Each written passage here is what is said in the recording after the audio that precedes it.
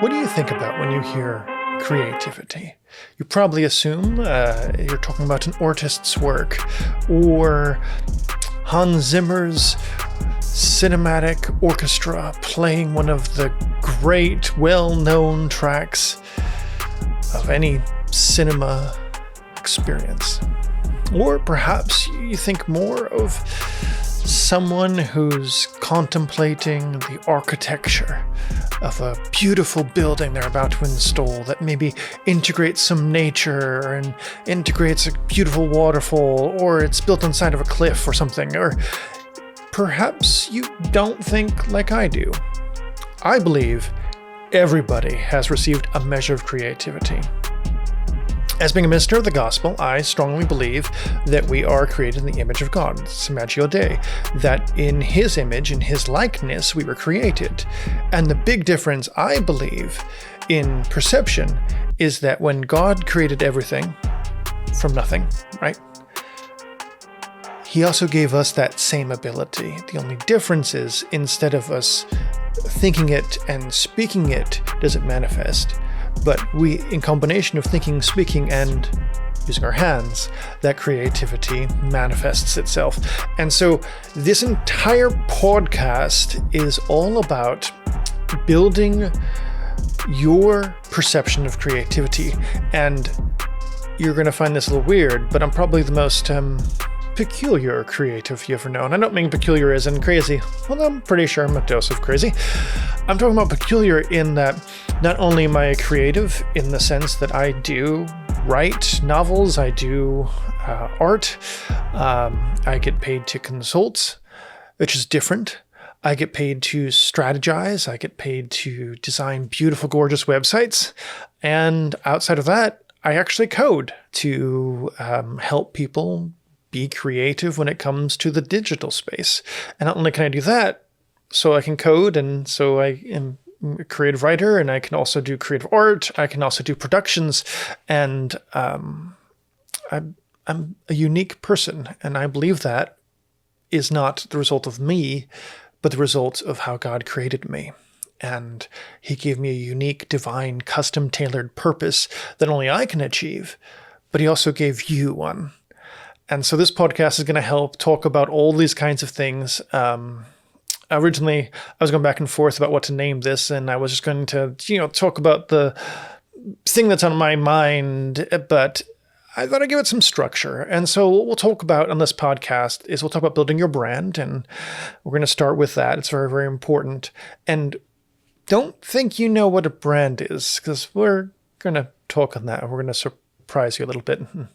I keep saying royal we because I'm used to writing we for corporations and newsletters and websites and stuff, and it's me. I'm going to be helping you build your brand. I'm going to help you start your business, and we're going to also talk about not only the creative concepts of creating a business and building something from nothing, but we're also going to talk about the legal foundation, the components that nobody tells you. Taxes and S-corps and all sorts of things. And hopefully you can learn from some of my, I'm not going to call them mistakes, but mishaps. Nothing illegal or anything like that, but like I could have saved a lot of money if I did this as opposed to doing this. And so I'm going to share some of those details with you. Also going to be sharing you some coding concepts and ideas. I've been building a platform. It's called The Universe. You can learn more about it at htuniverse.com. But it's a huge undertaking because I'm kind of solving some of the pain points customer has. And when we talk about your brand, we're going to talk more about finding the problem and providing the solution. And it's more than just being like, well, I think people are going to use this because, I want to use it. That's where I failed about 10, 15 years ago. But as opposed to, okay, there's something that I need to use, but I can't find it anywhere. And then I ask clients and they have the same experience. One of the greatest compliments I've received based off of the Universe platform that God's given me and all these ideas and concepts is I walk into a client's place and, sometimes it's consulting, sometimes other things, but if we'll talk about the website development component. And they're like, hey, we hate our website. almost every person I talk to, they say, we hate our website. And usually it's because it doesn't resonate with them and they don't feel comfortable about it. And so I do some work and I deliver them a website. And, part of the creative process, which we'll talk, is this continual collaboration phase, which many creatives, get locked in, and they feel like I can't take other people's opinions, that my idea is this best idea. But according to Paul, we see things in part.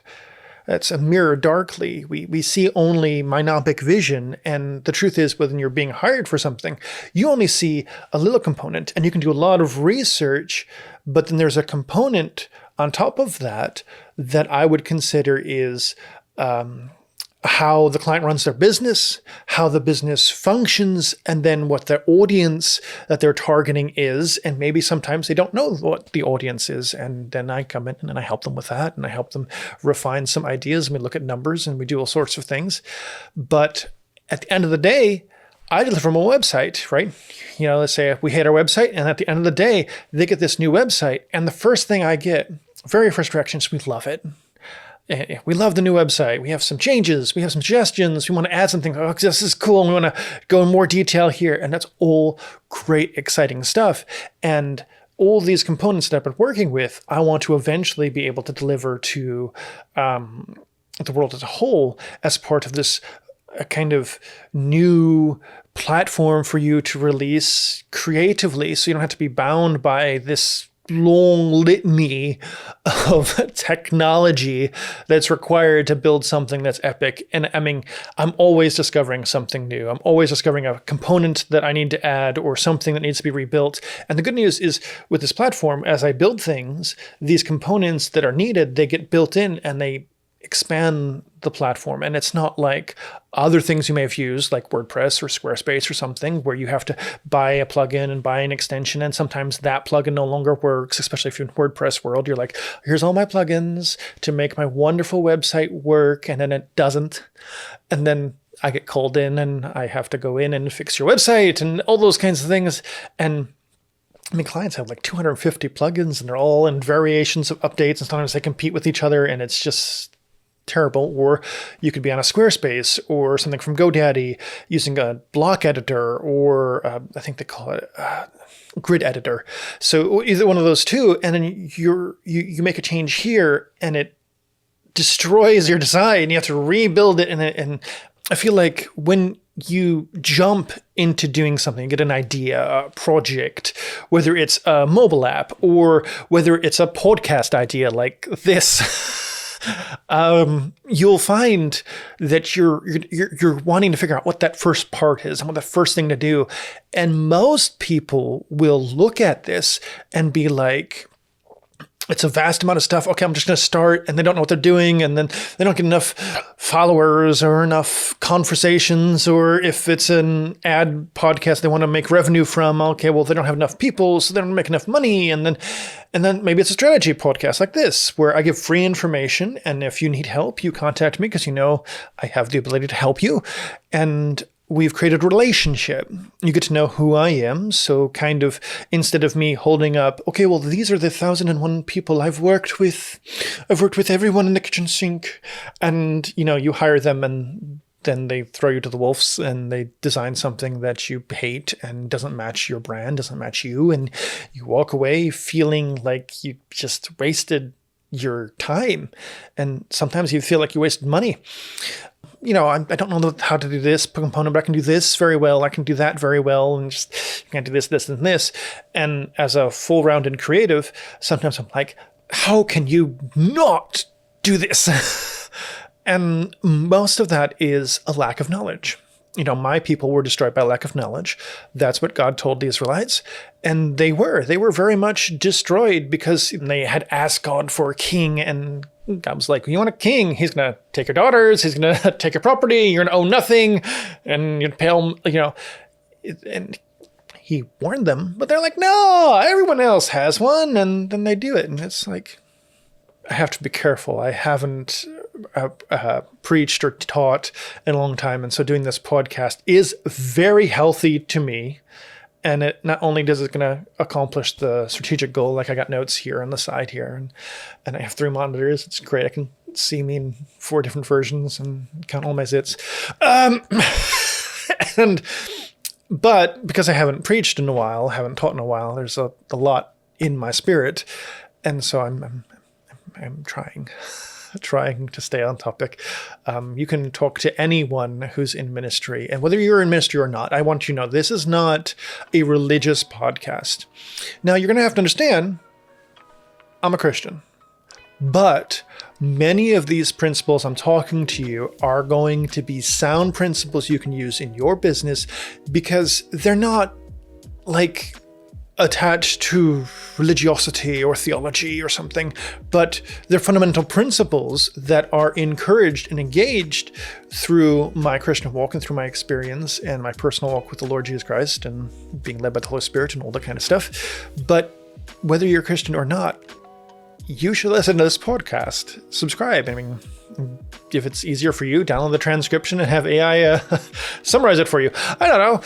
But hopefully this helps you grow, because my entire purpose behind this is not only to building your brand, helping you start your business, helping you maybe we'll do some coding concepts, and I got some really cool new ones that I'm releasing with the Universe platform. Also production secrets. I have many years of production nonprofit, production commercials, just walking on people's sites and doing a lot of pretty much nearly anything, mostly from a producer or a creative standpoint, or less of a specific cinematographer or less of a specific, audio engineer, less specific in that realm, but knowing enough to be looking at something and being like, okay, well, let's fix this, and we're going to stay here all night and we're going to get this done and it's going to be great. And I'd be the one who stays all night because I connect with that. One of my flaws, if you will, is I see a problem, I want to do nothing but fix it. And I may not need it for 48 hours, but I'll fix it. And that's kind of who I am. Not that I'm, OCD or anything like that, but because I want to solve problems. That's who I've been built. That's who I've been designed to be. And I want nothing better in the whole world but to help you accomplish your goals and to help you grow and expand. Most importantly, as a minister, I want to see you succeed in the purposes and plans that God has for you. Whether you believe in God or not, God still has a plan and purpose for you. It's easier when you have faith and trust in God. And maybe I'll talk about that on this podcast. But whether you know God or choose to be an atheist or choose not to know God, however you fall in that thing, you still have a unique purpose. It's my belief that every person on the planet has a uniquely inspired purpose, something that only they can do and no one else can. Anything from being a most competent engineer to being the best data analyst. I know someone that picked up Python, one of the big data analytic mathematician languages that are used to process data, build AI, and all those kinds of components. And he learned it in one day. I'm not talking about like, okay, I can muddle through and just like concepts like this, up until the point where now he's working with multiple APIs and building neural networks based on predicting and like extremely valuable to corporations. I don't know, I'm not allowed to say. But let's just say he works with oil. So that's his God-given purpose, to ability to analyze and understand things and pick up things and be able to ask the right questions for efficiencies. And he goes to client sites and he helps them out and they get improved just by looking at the data, just data. And everyone's like, well, that's not creative. That's an accounting thing. Hey, there are people that get paid a lot of money for creative accounting. Not that you should go that direction. But numbers is a form of creativity. In fact, if you look at the foundations of the universe, the Fibonacci sequence can be found everywhere. Like, legit, it is my firm belief that God works on algorithms.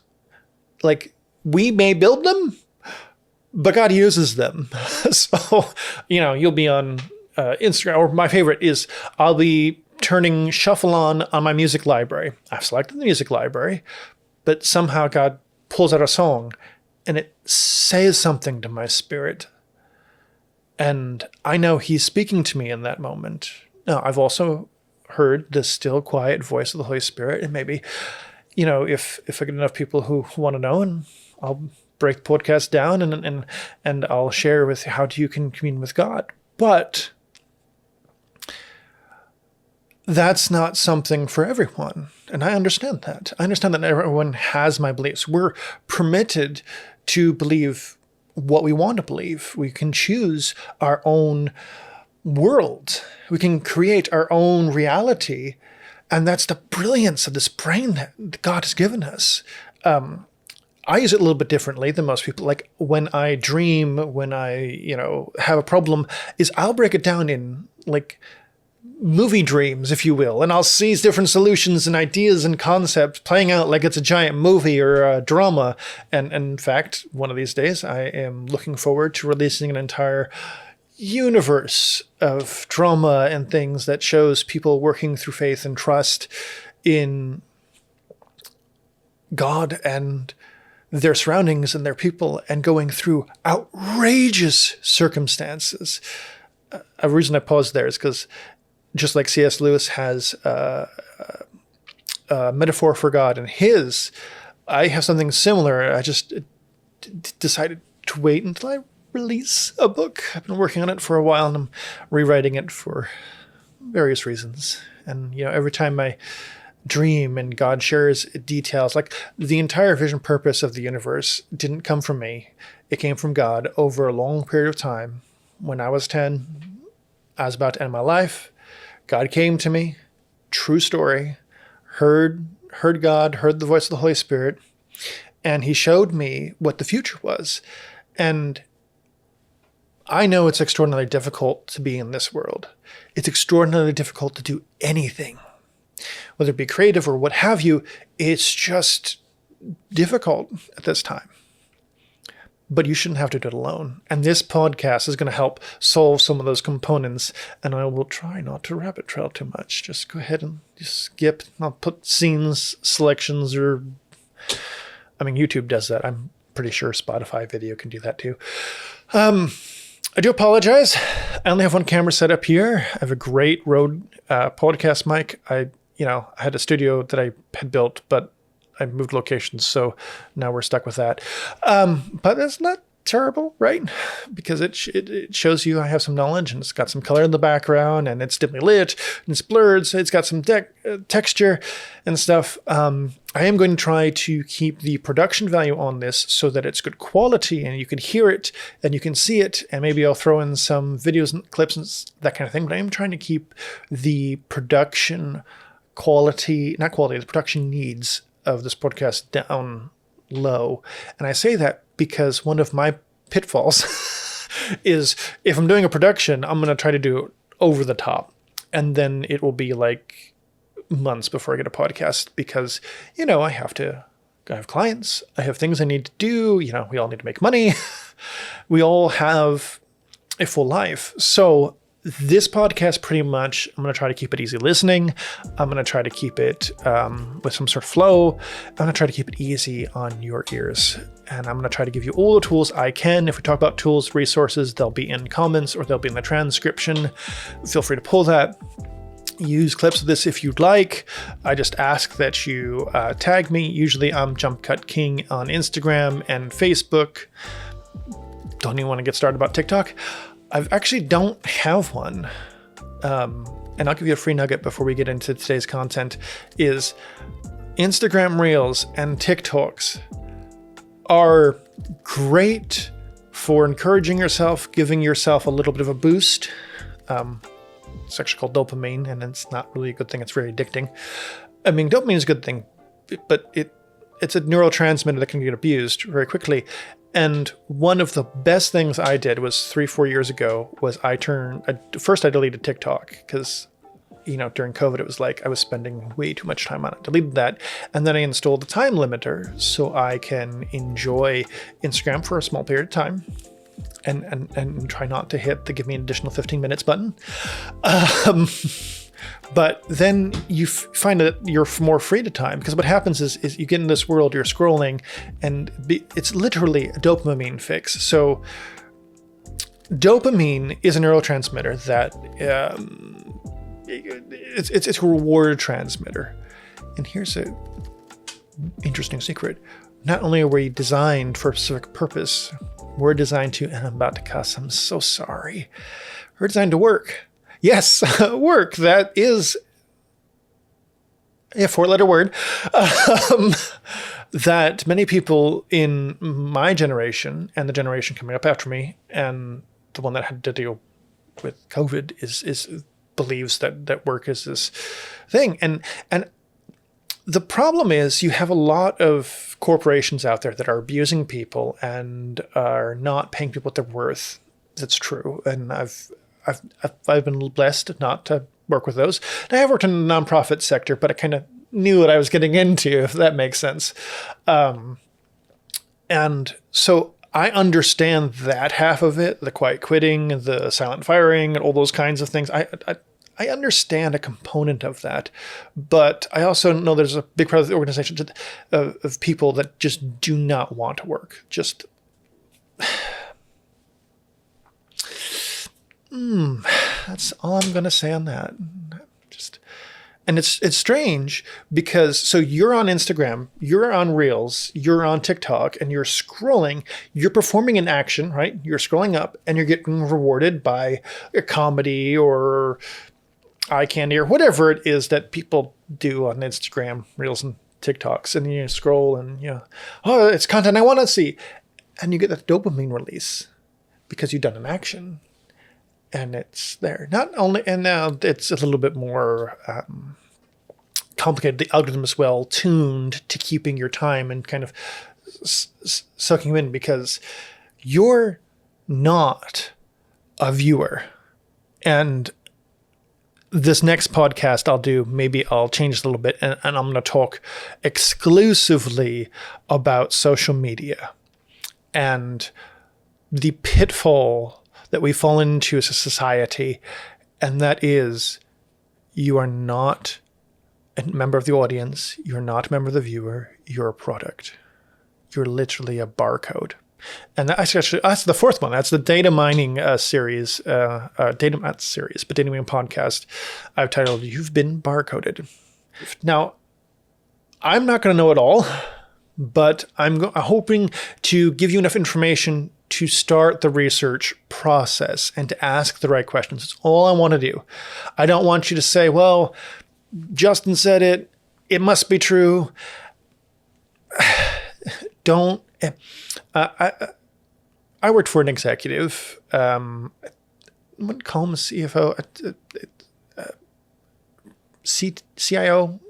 It's a nonprofit, so it's kind of hard, but to job title it. But he was into numbers and data analysts and did operate the whole digital ministry for this nonprofit. And his motto was trust no one. But I believe trust but verify. I want to say the military Latin, but trust but verify. So have a conversation with someone, and if they give you some information and it connects to your spirit and it feels good and it helps you and encourages you, great. Write it down. And then when they leave the room, check it. Why? Because we all live in our bubbles. And this was one of the hardest things for me to learn. I was homeschooled for a big period of my life, and it was a very good eye-opening experience from going to homeschool to high school, and I was not prepared. Anyway, so it was not a great experience for me. But if I look back at that, I can learn that I thought everyone was this, and they're not. Everyone is just, they have their own personalities, own beliefs, own concepts, and own ideologies that they've formed, and they're different than mine. And that affects how you communicate with people. That affects how your brand is received to your audience. They're not you. It's very, very important. Very, very important. One of the pitfalls of anyone stepping into business is they think they got it because they get a little bit of people that agree with them, and they don't understand that they're modeling their customer off them, as opposed to modeling the customer off of the higher paying customers or the consistent customers, which attributes to your bottom line. But we'll work on that in just a second. So trying not to rabbit trail, trying to back it back up. Like I said, this has purpose. This is a strategic communication component. It's free communication, free resources I'm giving to you. You can listen to this. Hopefully my voice sounds better with this wonderful mic. It is a very awesome mic. Oh, that's terrible. Oh, that's crazy work. It's actually a Rode Pod mic. It's $100 as opposed to the SMB 77 or S whatever it is, and that was more. But it sounds much better, and it works for my voice. And if when you do something and you do research, you're like, okay, I want the best of the best. Great, that can work for you, but you need to test it. Don't like this set. Believe it or not, I mean it's not quite a set, but I actually have 3-point lighting. There's my forward lighting. I have backlight. It's the hair light, and then I'm laying out my background a little bit. And people can spend hours and hours on this, and I'm just trying to give you something that's a little bit more visually intriguing without it being perfect, because that takes a lot of time and a lot of effort, and this is not a studio. This is a room that I've converted, and anyone can do that for podcasts. And that's all you should have to do. You shouldn't have to spend hours in the studio, days building and constructing for podcast. Content is king. And I'm going to break this record. We've recorded for about 30 minutes. And I'm going to come back and we're going to talk about creativity, and we're going to talk about building your brand. This is some exciting stuff. Okay. We'll be right back. One of the greatest marketing concepts or advertising platforms you can do is called word of mouth advertising. Okay. One of the worst ones is digital advertising, and we'll talk why either later on this podcast or later on in this episode. But word of mouth advertising is one of the best ways to rapidly expand your businesses, your brands, loyalty. And for any brand, it is the number one sure way to stay alive and consistent. Because if you get a customer base that's loyal and you treat them with the honor and the respect that they have, that loyalty, and you treat them with loyalty in return, they're going to expand your bottom line. It's going to fluctuate as you have higher sales and lower sales, but you're going to have a loyalty base that you can work off of, that you can build. And that kind of sets your minimum tier when you're budgeting. You'll be like, okay, I have a minimum loyalty base that I know they're going to buy the stuff. I know when they buy, I know how they buy, they have a monthly subscription or whatever it is. This is my loyal customer base. I can set my budgets off this, fluctuations, or, using advanced algorithms and some neural networks to do predictive monitoring. And maybe I can plus or minus on that based on my retention, my loss, my growth, how previous years did. And I can do some analysis on that. But a loyal customer is going to always buy from you. Unless you, forgive my French, piss them off. But you can't build loyalty without a number one fundamental thing. Generally speaking, when I'm working with someone, I want to know, this is the very most important thing to me. And it is, why do you get up in the morning and why should anyone care? You're like, what? Yeah. Why should I care? Why do your customers care? Why are you a business? Why are you in business? And why should your customers care? Now, from a brand perspective, a brand can be a ethereal entity, such as a business or a trademark or a brand segmentation, like a department or a different line of business. Or it can be a person. Those are kind of more successful in recognition and building that because you see face, and humans connect better with something that has eyes. That's just how it is. If I can see your emotions, I can relate to you in some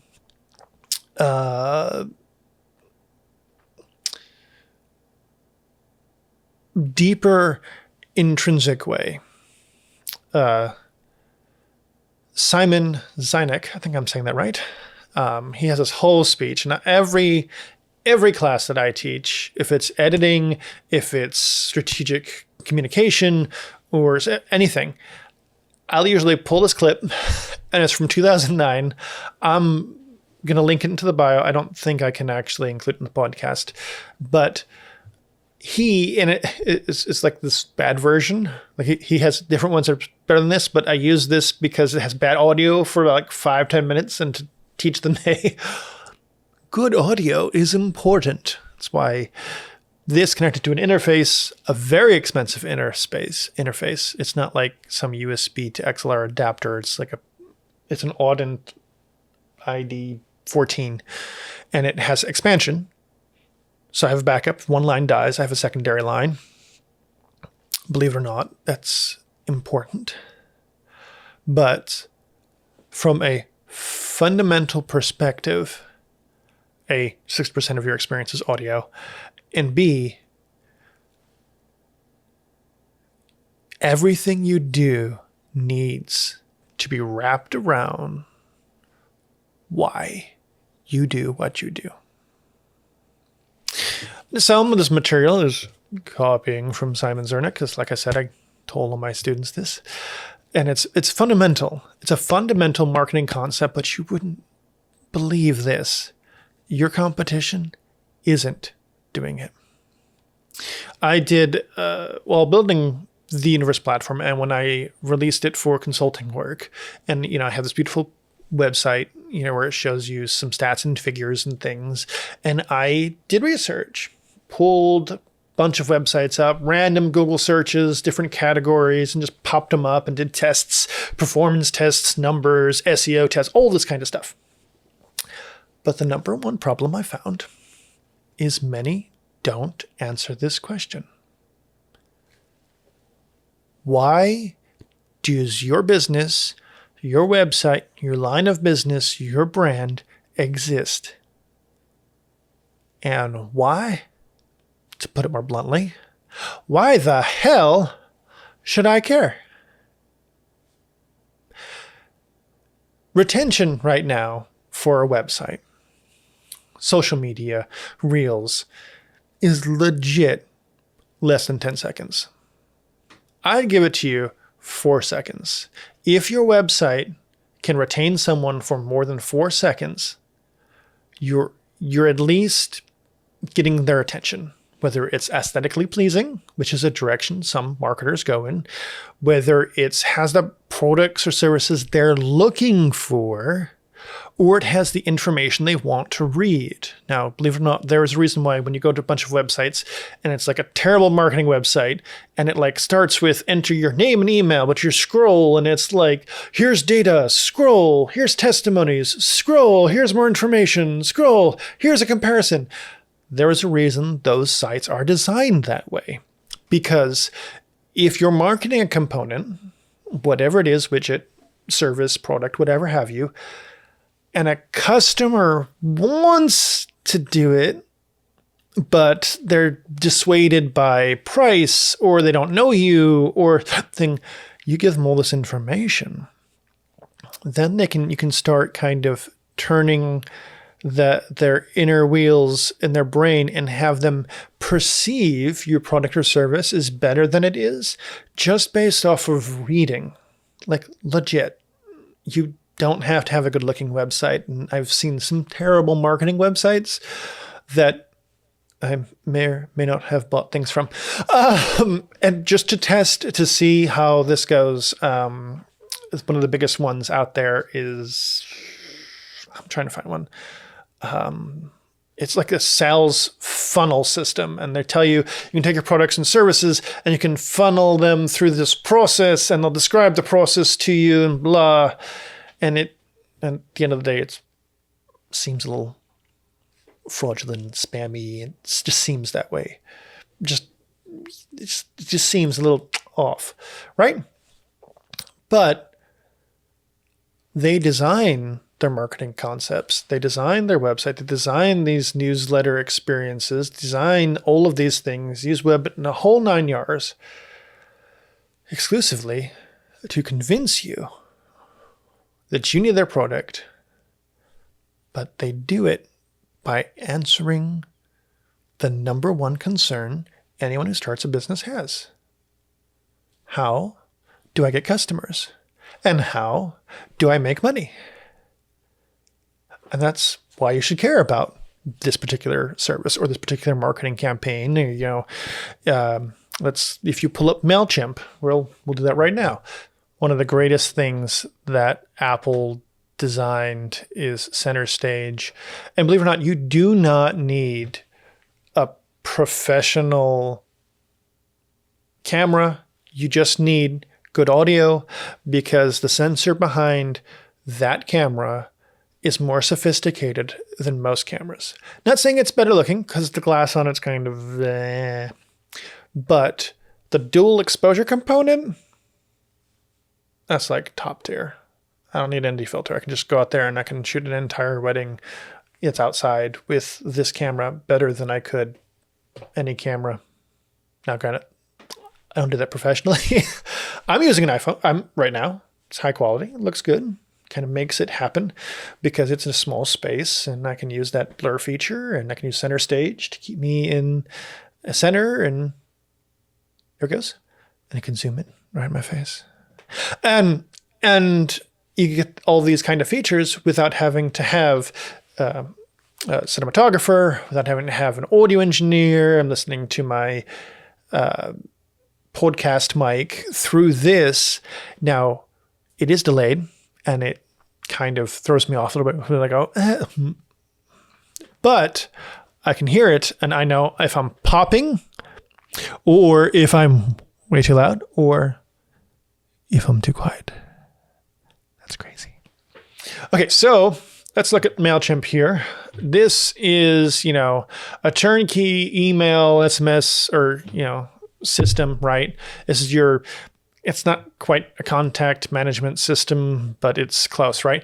And so if you go to MailChimp's website, this is what you see, right? And they've beautifully designed it, right? Okay, so they're talking about the ROI, they're talking about their experience, and you're scrolling, and it says get easily started, and you're like, okay, it looks beautiful, it looks gorgeous. Oh, and we integrate with the stuff that you might use. Oh, okay, great.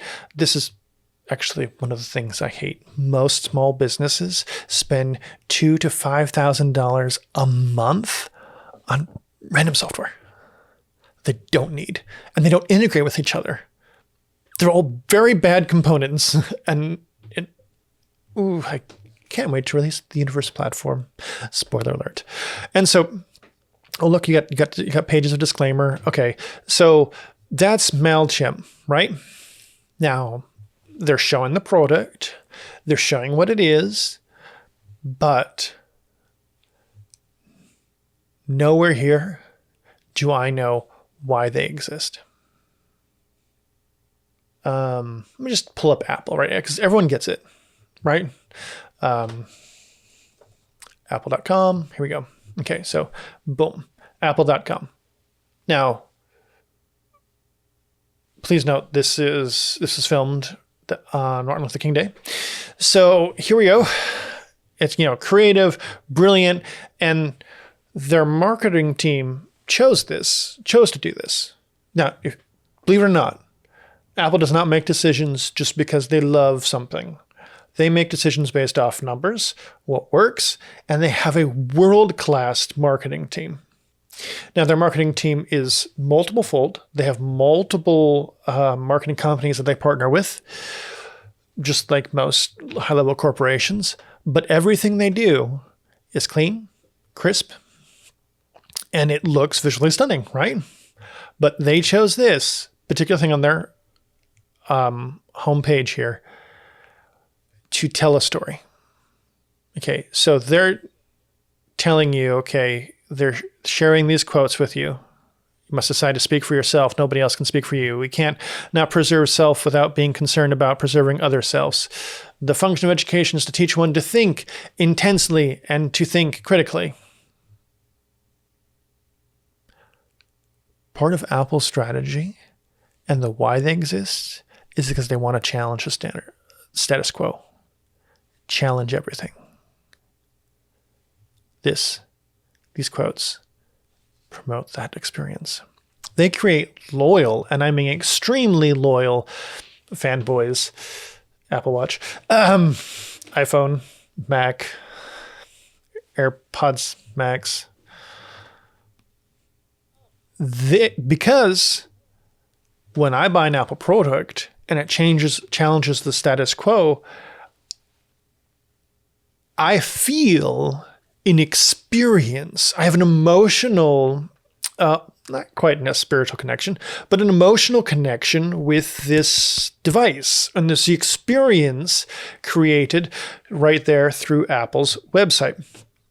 And if I do anything like go ahead and go to the Vision Pro here, and this, I changed the homepage. Let's scroll past here. Okay, so they're trying to show you this immersive experience, right? This is the immersive experience that they're trying to promote to you, and what they're advertising to you is an experience. Okay, and if you watch the keynote, they said how they combined all of this stuff together, and they had over 1,000 patents or something like that. It was some huge number. And what they're doing is they're challenging the status quo. Well, what is the status quo for a Vision headset? Well, the status quo is the Meta headset or the Oculus, right? They go so far. So if you're a developer and you're building yourself a Vision app, they literally go so far as to say that you cannot call Apple Vision Pro an augmented reality headset. You can't call it a virtual headset. It's not. It's Apple Vision Pro. You don't need your normal eyes. You have our eyes. I don't know. But their entire marketing strategy is to tell people, we challenge the status quo. We believe in building the synergy between hardware and software. We don't believe they're two separate components. We believe they're intertwined. We believe that we just happen to make great devices. Do you want to buy one? And yes, most people buy them. And those that don't believe that the devices are under-spec'd or just have never had great experience with Apple, or they've been turned off by Apple from where I know someone who's a designer, high-level creative, spits out lots of content, but only uses Windows. Why? Well, they were pissed off with the level of customization that Apple does not provide. Now, Apple has added some of this customization back, but some of it they've pulled back on intentionally because it helps kind of put boundaries on your experience so that they can better not control your experience, but focus on key components in your experience. You feel this seamless integration between the hardware, software, and now the AI, and you have this better feeling, this better experience. And so, here's your Apple Vision Pro, and they're showing all that kind of stuff, and they're showing you what seems impossible to most people. Now, I'll admit, I watched the keynote. I was the first one in line to try it. And I almost loved it enough to try to figure out how to come up with $4,000. And the only problem is I couldn't figure out a use case. I have 3 screens here. I have 4 screens. I have a giant TV previewer right there. I have a vertical screen, which you saw, and then I have this monitor here, and I have my laptop screen, and that condenses my work flow. I would love nothing better to put glasses on, get rid of all my screens, save some space, and be able to experience in augmented reality, as they call it spatial computing, and to experience that kind of, to me, it seems more natural. Like the Android experience versus the Apple experience, in my opinion, this is a natural gesture. Hitting this button, which is always the wrong one, and then hitting the back button, and then the menu button, and then the home, and trying to figure out which one of these buttons is going to do what I need them to do, is not a natural experience. Plus, I have to do lots of thinking. I have to be like, okay, it's the back, but no, I'm going to go home, and I'm going to double tap it for the app, and I can just go, oh, look, there's my app as I was at. Or I can just scroll all the way back, and there's my home page. Does that mean that's natural? And an augmented reality, a spatial computing, as built by Apple, is natural. And I'd love it. But they made a flaw. It has foliated rendering. If you don't know what foliated rendering is, think of myopic vision. They believe that where your eyes are is what all you're seeing. So you're tracking this, right? And you're tracking this component, and that's going to be in focus. And then the other components around it are going to be slightly blurred out because they're saving computational math and they think that you're only going to see the beginning. Well, if you're like me, I see with my peripheral vision. I read with my peripheral vision. Not great, but I do. And I can't code on this thing because like the first 3 words in the line you're focused on are crisp. Everything else starts blurring, and it's like, I can't use this for my use case scenario. But there are other people who are challenging it and building this, and the competitors that are jumping on and building this thing. I don't have a desire to do that. I will say I did buy a MetaQuest. It was Apple Vision's fault. I was like, that's cheaper, and I need to understand this technology and be able to experience it and be able to build the experiences for clients. And so I got that. It's a little cheaper. Kind of same thing, it's not quite as robust or as, I'll say the word perfect of an experience as it is. I leave a window in Apple Vision Pro and I could walk around the store and come back to that same spot and the window didn't move. It's like a physical object. Now, all of that to say, all of this, marketing that you're seeing here, here's the experience. We're showing the reason why you should buy this. It's a little bit different than the MailChimp, which is showing you kind of the numbers and that kind of thing. So the biggest difference with marketing strategies when you're building a brand and when you're deciding on how to do it, many marketers will fall into this pitfall. We do 1,001 transactions a day. We're 20 times faster. We're this, that, and the other thing. They focus on either what they do, how they do, but not why they do what they do.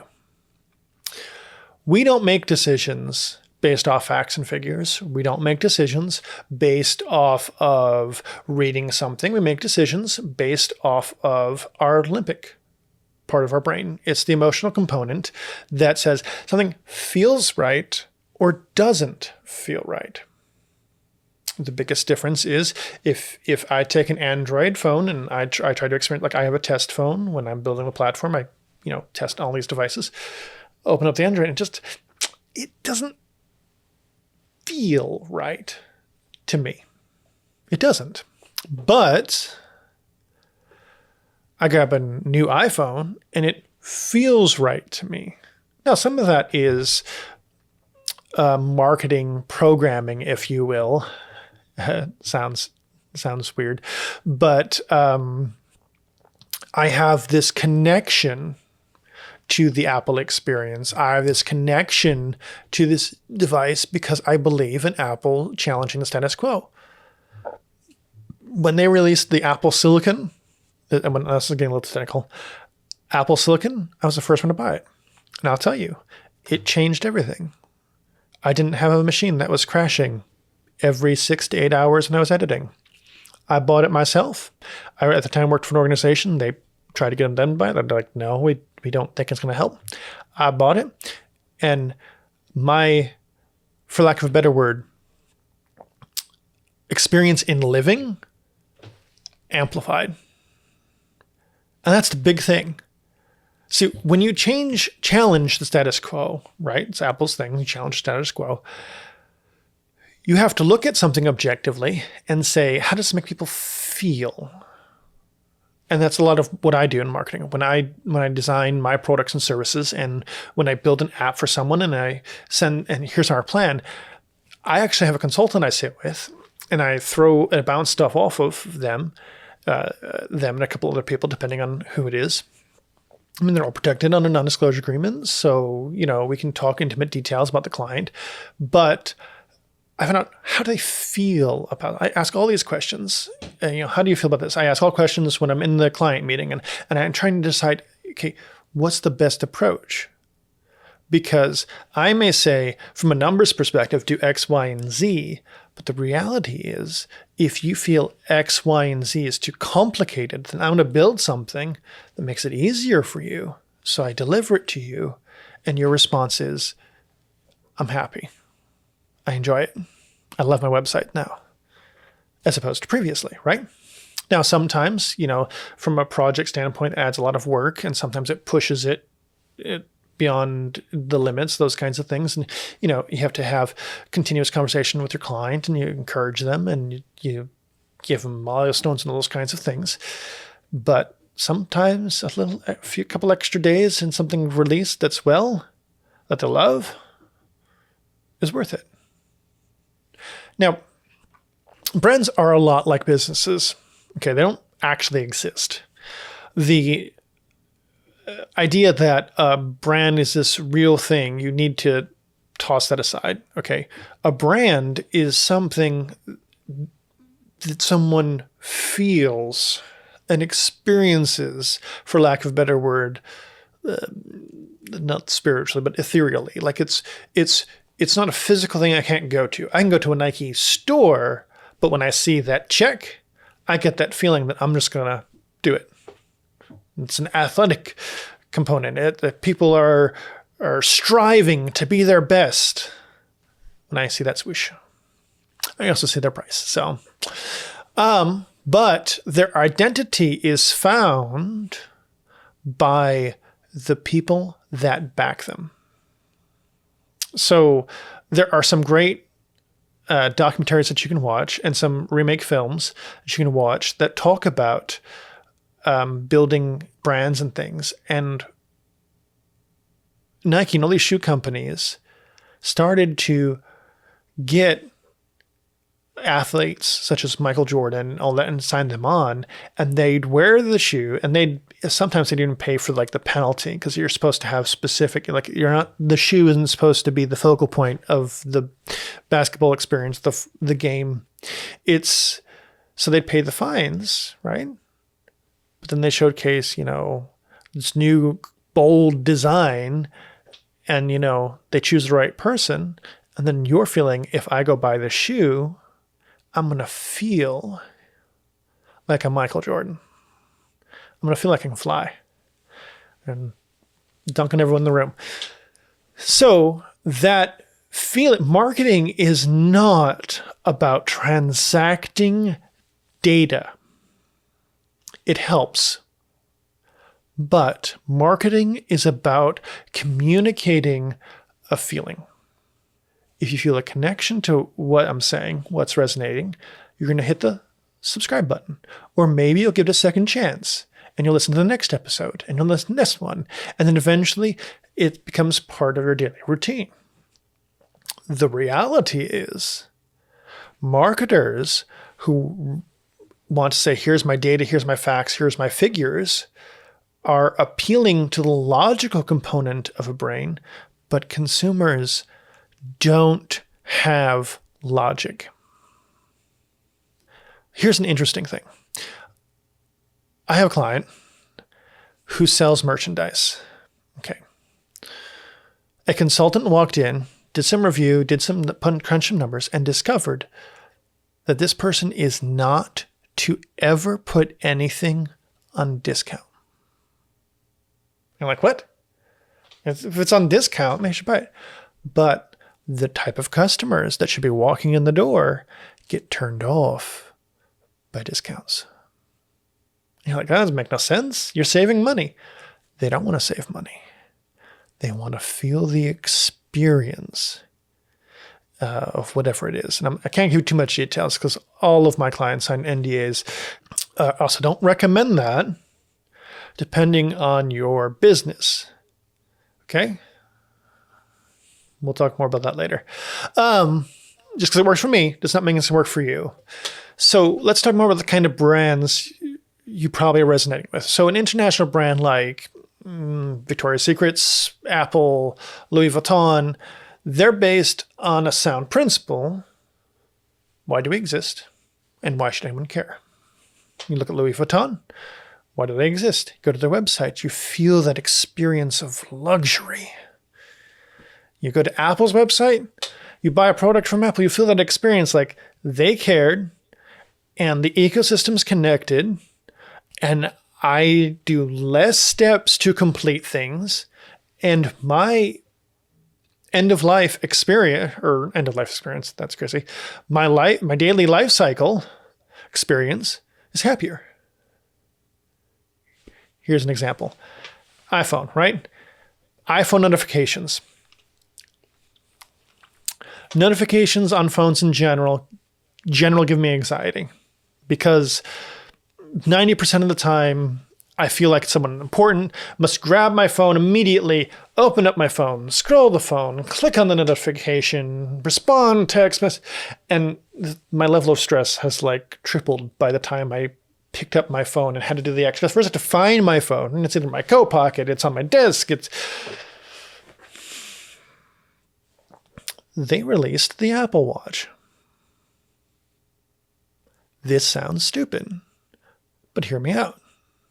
I'll make it make sense. An executive got an Apple Watch. 2 weeks later, he tells me, you need to get an Apple Watch. I have been less stressed. I have been like, you just don't understand. Okay. He says, notifications come in. I just do this. And I feel like I can ignore the notification or I can respond to the notification very easily. I don't have to go reach for my phone, reach for something, pick something up and be like, okay, now I have to text, call, and figure it out, use Face ID, type in my lock pin, whatever it is. I get an Apple Watch. I'm a producer, a line producer, co-producer on a show, kind of like a daily show thing. Great. The first 8 hours, my level of stress decreased. I get notifications and it's like, bing. Oh, okay. Oh, I know what the answer is. It just changed the way I felt. And you best believe I have bought almost every other Apple Watch. You watch the specs and you're like, that's okay. And it had the word ultra in it and I don't dive and I have no reason for it. But my credit card said, buy me. And so it's because it's the experience. Because I got a phone. It's smart. It does a lot of things. It's virtually a computer in my hand. And now I have a computer on my wrist. And the sole goal for this is to decrease my stress levels. And I feel like this is a great product. This is no better than a Samsung product in a Samsung ecosystem. But I didn't have that feeling with Samsung. I had that feeling with Apple and Apple Watch. And it'll be a long time or a cold day in hell when I buy, a Samsung product and use it every day. No offense to Samsung. They might, I use one of their Androids. It's just not for me. Why? Because I had a certain experience with Android. And then I moved from Android to iPhone because the Android I had at the time was crashy, glitchy, and had issues. We're talking about like the original Google phone. Like the original, before it was Droid or whatever it is. And I switched to iPhone, and it was like night and day difference. It doesn't crash when I make a phone call. A phone that don't crash. And marketing is built on experience. Brands are built on experience. Your influencer that you're connected to, that you look at and you buy their products and listen to, is because you buy into their experience, whether it's they're a luxury person or they released a video or two on some other sites and you're following them. Not saying I do that. This is just the basic psychology of a consumer. It's emotion. It has nothing to do with logic. Now, in strategic communication, you can transact through a peripheral route or a secondary route and an indirect route. Like there are two of these routes, an indirect and direct route. The direct route is you have a feeling, you get sparked. Great. You're listening to me. You love my product. Here you go. The indirect route is, okay, maybe you don't love me, you don't like me, but maybe you need some facts and figures, maybe some information, and you kind of might, if I can persuade you in these other areas to come back to the emotional experience, then I have the sale. If I don't, then I'm going to have the sale later, might not have changed your opinion. The biggest part of a brand is you have a message, you have a reason, you have a purpose for existing. And that purpose is to tell a story. That purpose is to do more than just sell product. Okay. The biggest warning, cautionary thing I can say, do not build a brand with the purpose of selling a product. Okay? That's what you need to do. But sell that experience. Sell that why. Why should I get that product? Why should I pay an absorbent amount of money for something that has the Supreme logo on it? Well, they build an experience, the exclusivity. There's limited drops. And then they curate this experience for you. And now they have this loyal customer base and they can do whatever they want. And that loyal customer base is always going to keep buying and buying and buying and buying. But you don't start with a loyal customer base. You start with people seeing your product. They walk in, they open up your website, they open up the app, and they're like, okay. But you establish that experience.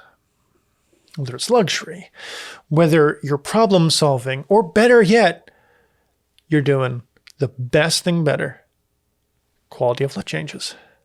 If I can change your quality of life when it comes to your website, when it comes to whatever it is I do, you're going to come back. Because you're going to have that experience that you can trust me, that you can value my opinion, you can value what I do for you because I take stress off. I take pain off. Stress is as painful as actual physical pain to many people, especially in this generation. If you're stressed about something, it physically hurts you. There's a whole psychology. Okay, here's my number, right? Here we go. This is how you should write a... Oh, great. One thing I hate about Photoshop is the color picker always tends to be on the last monitor you used. And if you're using multiple monitors, it'll look like it's disappearing, but it's not. Okay, so this is how marketers tell you not to write a number. because that looks like a big number. It does. It legit gives people fear. Psychologically speaking, it looks like I'm spending a whole lot of money. In fact, if I just do this, right?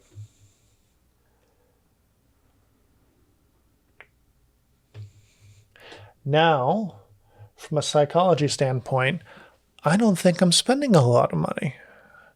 I don't get that fear. Oh, it's only $19.99. Technically, it's $20. We just minus a cent.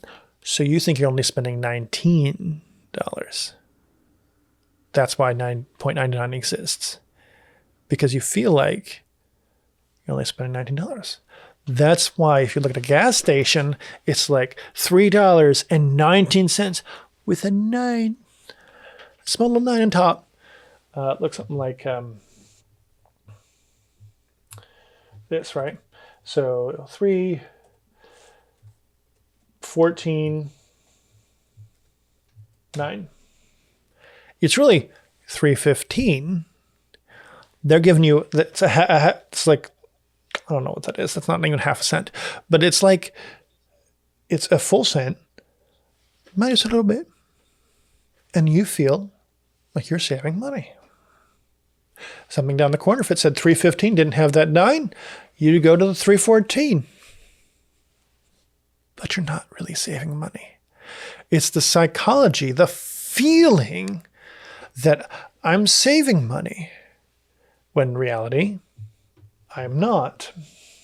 Boom. If you see a sticker that's this price, you're probably going to not hate yourself, but you're going to be like, oh my God, that's a lot of money. They don't do this in America. Does that look like a lot of money to you? No. Or best yet, this is my favorite thing. And this is abusing numbers and facts and figures, right? So I'm going to lower this. Okay, here's my data sheet, right? And it's going to say something like, we're going to save on fuel, right? And it's like, boom, right there, right? And then it's like, it's like the, save, or it's, 32 miles or 42 miles per gallon, right? So here we go. And we've all seen these because if you haven't bought a car, this is how it is, right? The big numbers at top. Here's the one they want you to see. They won't want you to care about anything else. Miles per gallon. Now it's just written the other way, but the font isn't cooperating, right? So miles per gallon, right? But what they don't tell you in small print here, they'll hide it. It'll say something like 23 city miles per gallon, and to about 42 miles per gallon on highway. Now, please understand, this is not me. This isn't perfect, right? Boom. Now, they've convinced you that you might get 42 miles per gallon because then when they run their tests, they're like, if you're on the highway and that's all you do and you don't brake ever, you'll get 42 miles to the gallon. When you're really buying a 32,000 vehicle that goes 23 miles per gallon and your fuel consumption is going to be double that of your sedan. Okay, so that's the whole thing of experience. It's a psychology of pricing. There's a psychology behind building a brand. You can build a great brand, you can build a loyal brand, you can build an honest brand, but you can't build a brand on facts and figures alone.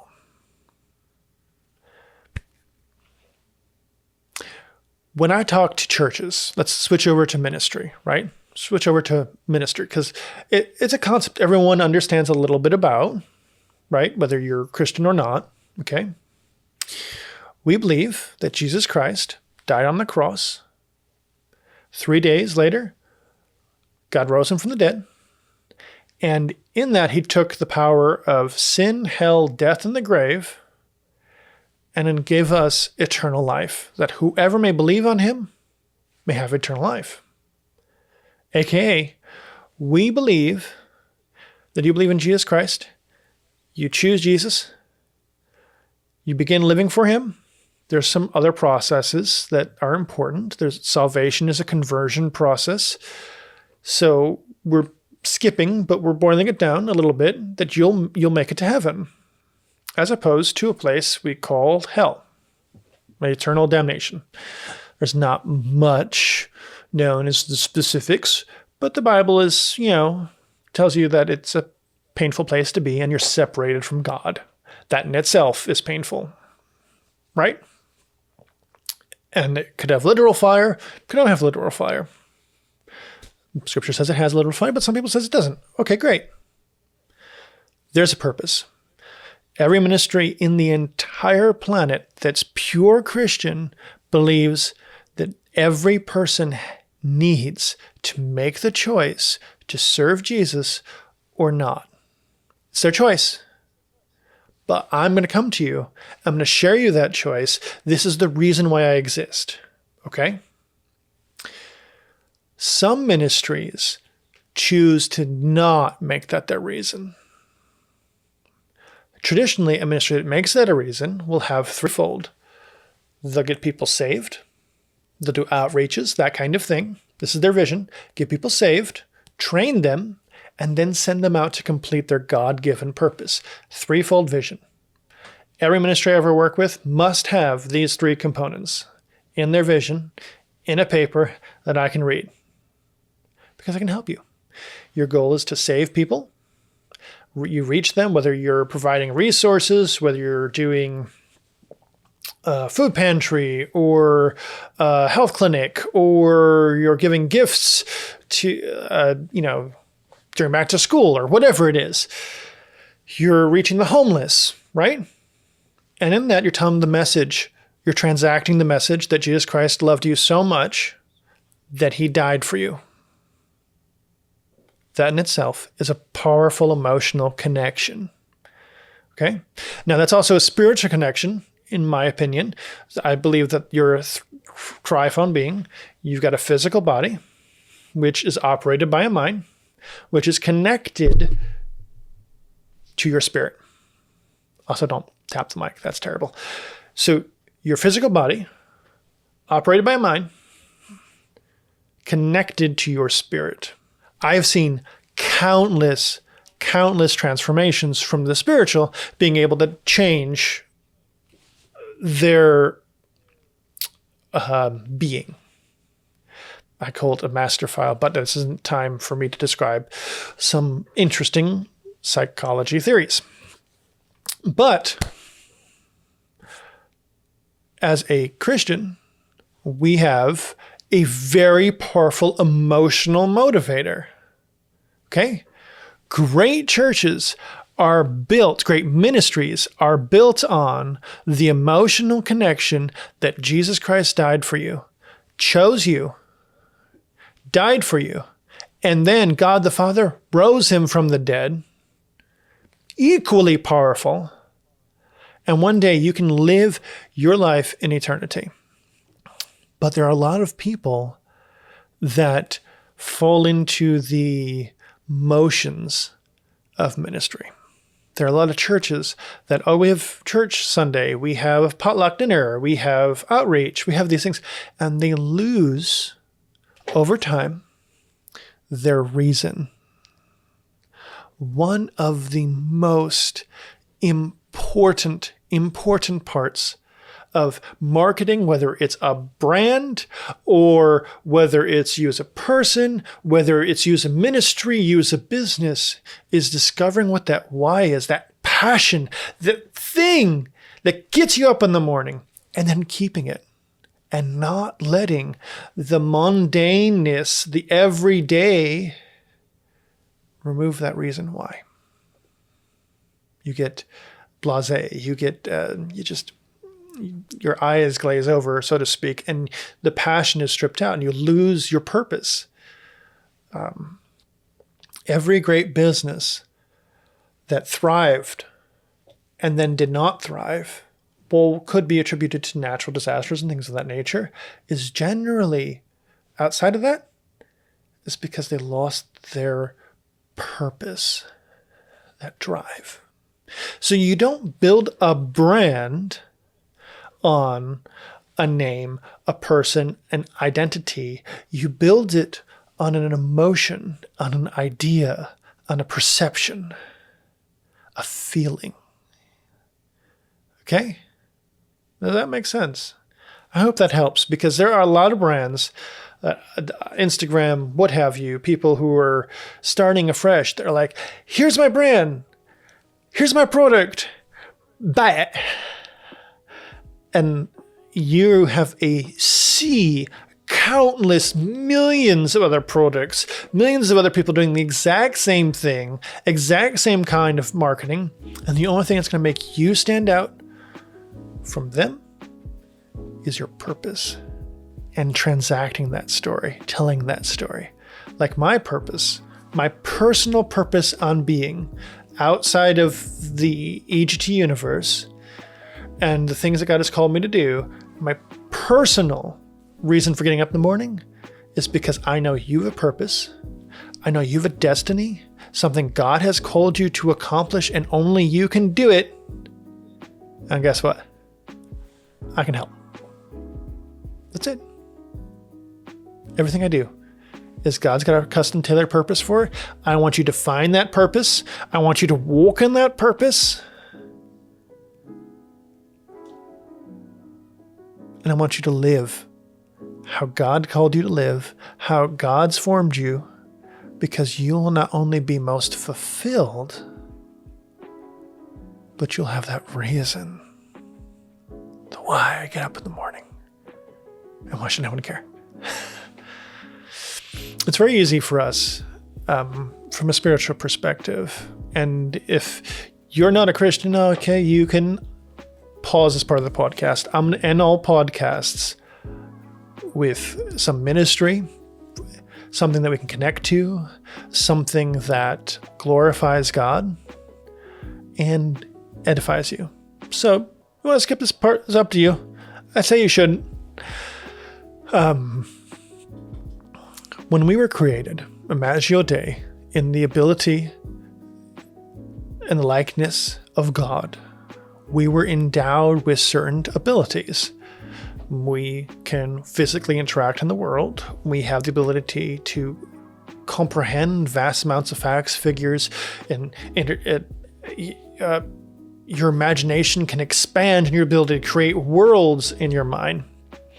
And then you have a spirit. And your spirit is the most essential component because it enables and activates God's gift to you, the creativity, whether you're an engineer, whether you're an artist, whether you're an administrator, whatever it is, there's a creative power in you, the ability to create something out of nothing that you use your hands for. When you go into a job or a career and you start building your life and you start doing things, you sometimes lose that passion. Or you misconnect that passion. You think that passion requires you to be out on your own or start your own business or start your own ministry or but you need to discover what that purpose is. And I believe firmly and wholeheartedly that it's only found in Jesus Christ. And I have a great testimony, and someday I'll share it with you. As the Holy Spirit leads me. But I pray right now that you find that purpose, that drive, that will, that you may know what it is, but maybe it's grown cold. Maybe it died and it needs a spark of life and it needs resurrected. Just like Jesus Christ was resurrected, that purpose needs resurrected. So I pray right now in the mighty name of Jesus Christ that you not only find your purpose, but you get inspired again. That spark of life jumps in you. And as you begin to build and create and use that creative ability, whether it's building a brand or however it is, that you feel renewed, that you're connected to the source of all energy and you're connected to the source of all life. And I pray that you discover that walking in purpose is not difficult. It's just a choice. That's where trust and faith in God comes in. My name is Justin Kashmirchik, and I pray that you be at peace in all that you do, that God shines his countenance upon you. He gives you grace and mercy, double grace, double favor in everything you do.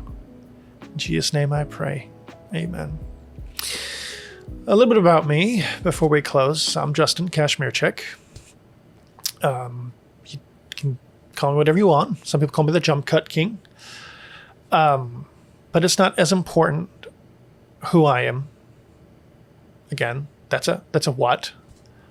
And it's not important how I'm making this happen. That's a how. What's important is why.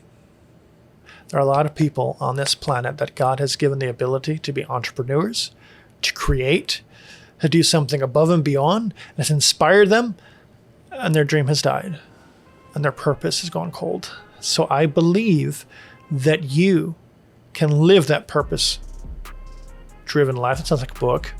That you can live and accomplish the goals that God has given you, inspired you, that you can find that reason.